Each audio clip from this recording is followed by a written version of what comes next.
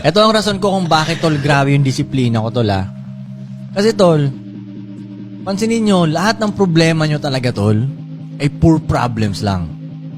Kung hindi sana kayo mahirap, hindi nyo talaga problema yun, eh. Totoo. Diba? Lahat ng sinasakit ng ulo nyo talaga ngayon dahil poor problems lang. Problema mo lang yun dahil mahirap ka.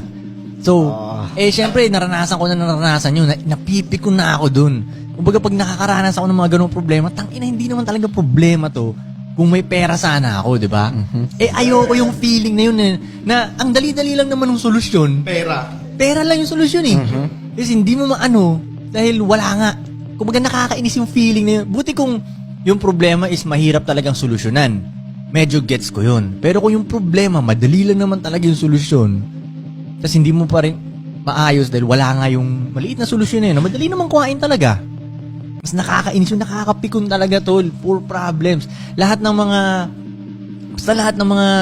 masasakit, mga shit nyo sa buhay, kadalasan dyan, poor problems talaga.